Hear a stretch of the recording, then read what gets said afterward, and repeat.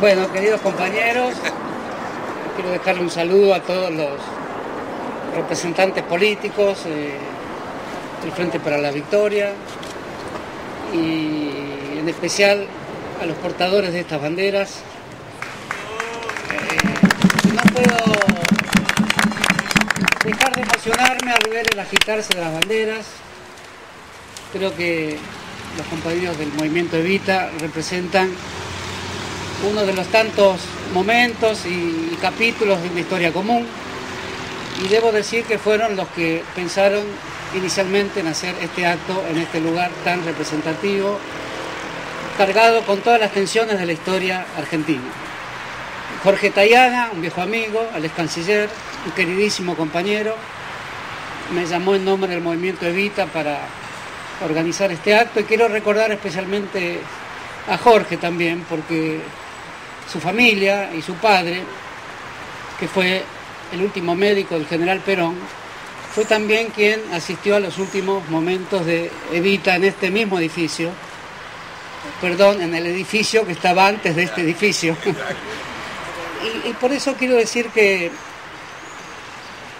los lugares, eso lo saben todas las culturas, no lo inventó nadie, los lugares están cargados de memorias, están cargados de banderas, están cargados de símbolos que a veces caen en el barro, que se levantan, porque los símbolos se hacen con toda clase de las materias primas que ofrece la naturaleza, de modo tal que este lugar tiene una porción importante a su cargo en cuanto a contar la historia nacional. Aquí estaba la residencia presidencial, que era una vieja mansión de las grandes familias de los años 80 del siglo XIX, y el Estado Nacional la expropió en 1930 durante el gobierno de Uriburu, y hasta 1945 no fue habitada, y ahí sí es difícil hoy imaginar cómo sería la vida en esa residencia.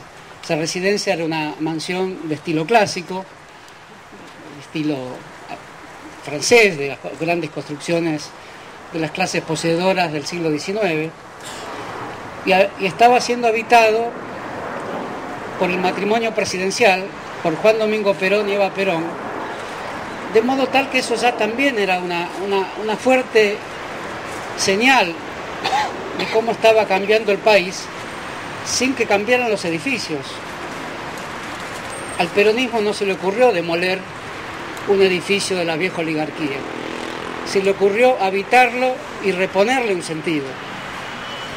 A quienes se le ocurrió demoler el edificio porque lo habían habitado Perón y Evita fueron a los representantes del golpe militar de 1955. Y eso revela que hay una sabiduría popular en la conservación y en la preservación de los bienes públicos que forman la memoria arquitectónica de una ciudad.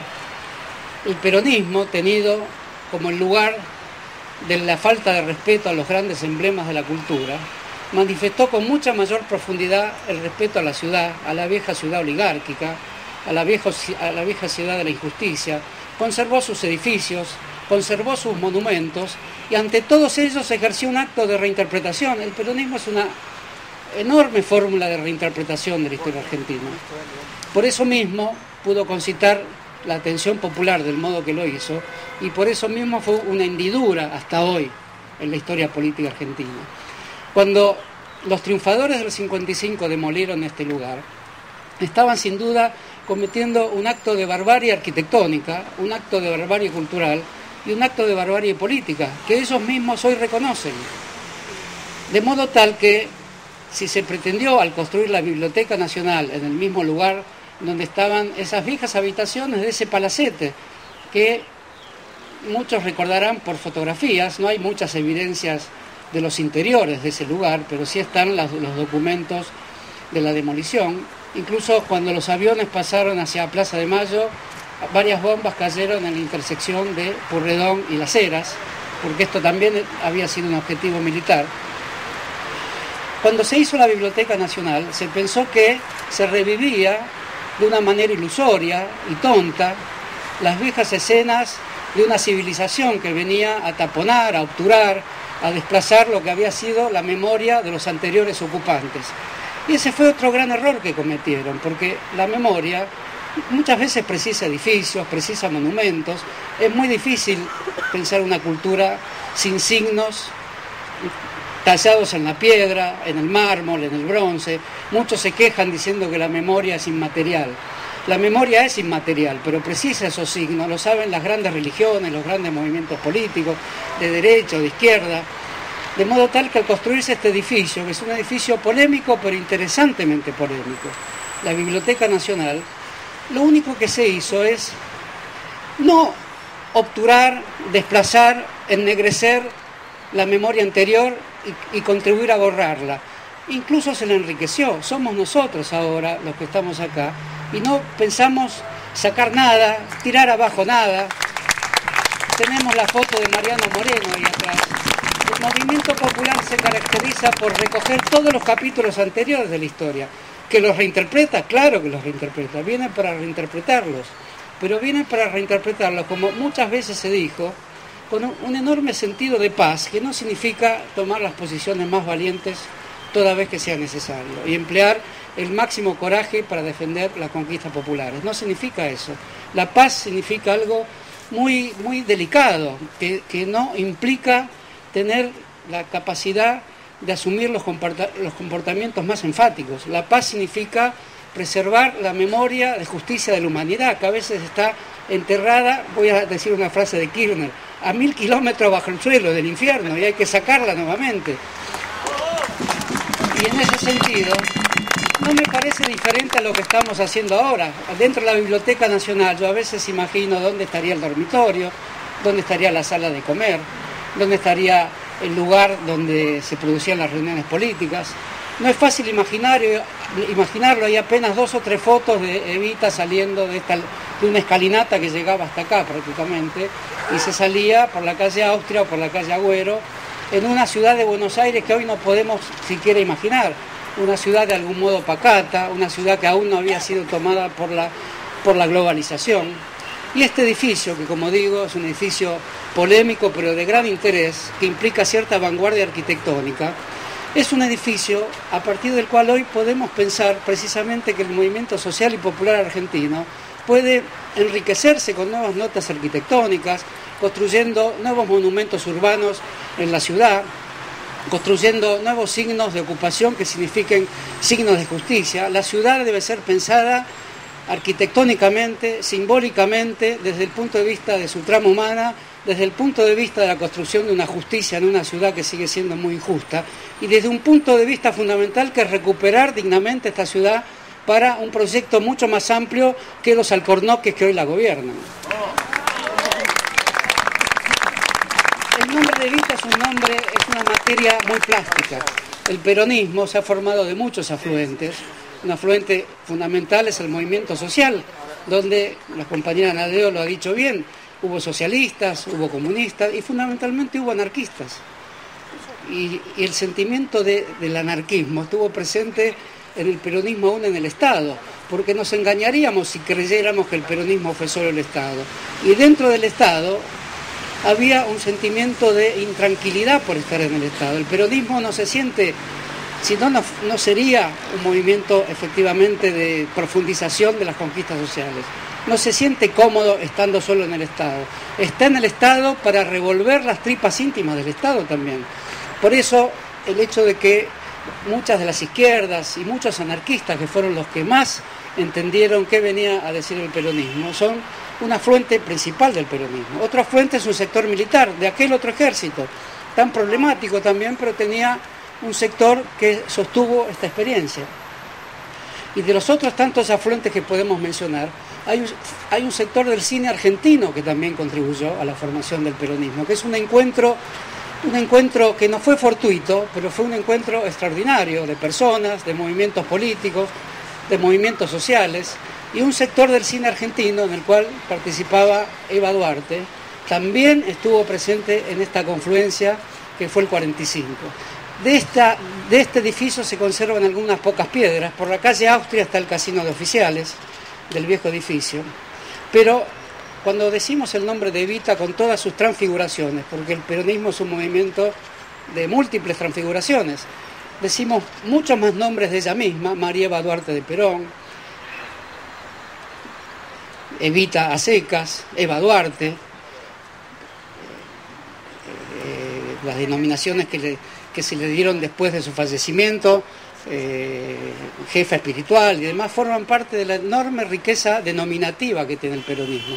Uno diría, ¿es por el placer de buscar sinónimos? No, la enorme riqueza denominativa, la enorme riqueza para poner nombres que tiene el peronismo, es su característica de amplitud social y su vocación frentista, ampliamente necesaria hoy en momentos que también son de acechanza. Nos equivocaríamos si pensáramos que son momentos tranquilos.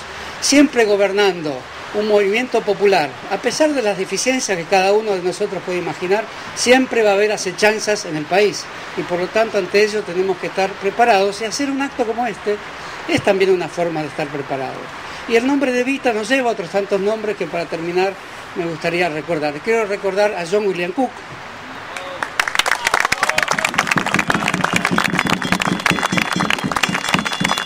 Muchos no lo hemos olvidado. Significó para el peronismo esa beta sin el cual el peronismo no sería lo que es decir, la capacidad de escuchar la historia misma de la humanidad en los grandes movimientos sociales y políticos que llevaron otros nombres que no eran los del peronismo. El peronismo es un nombre que lleva otros nombres, es como un segundo, un tercer nombre. Hay muchos otros nombres dentro del nombre del peronismo, eso los militantes tienen que saberlo. Y después el nombre de Rodolfo Walsh, que escribió ese gran cuento, esa mujer.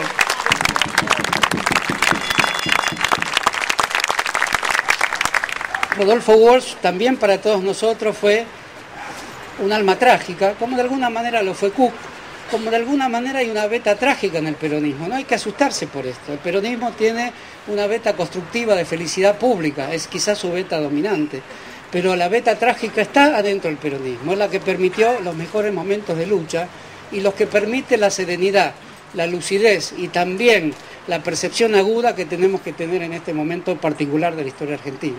Y para recordar un último nombre, ya que estamos en la Biblioteca Nacional, quiero recordar al gran poeta Leónidas Lamborghini.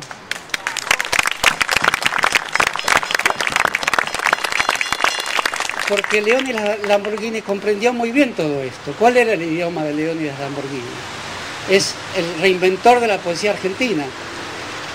Su poesía El solicitante descolocado, Las patas en las fuentes, Odiseo encadenado, ahora no recuerdo bien todas, pero hay precisamente Perón en Caracas, que es un formidable monólogo de Perón, imaginando las cartas que le escribe a Cook. Y sobre todo, la obra que hoy va a decir Cristina Vanegas en la biblioteca, Eva Perón en la hoguera, que es la reconstrucción de la razón de mi vida con otro idioma. Es la razón de mi vida cortada en pedacitos, convertida en una dramaturgia de fragmentos, con frases donde se escucha, cuando uno lee un texto, no necesariamente escucha la voz de quien es el responsable de ese texto, del que figura como escritor de ese texto.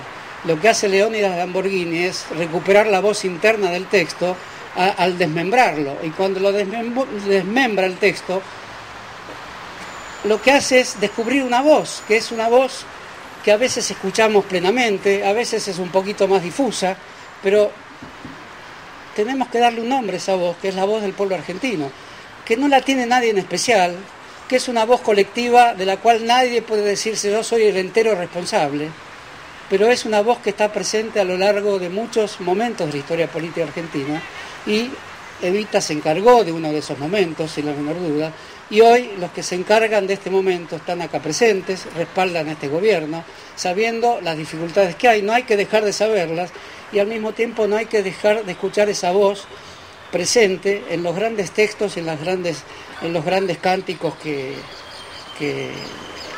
escuchamos a diario. Cuando escucho a los compañeros del Movimiento Evita agregando estrofas, poniendo nuevos nombres, versificando de otra manera, lo que se está haciendo es diciendo algo muy importante para todos nosotros. Hay una voz del pueblo argentino, no es una voz maciza, es plural.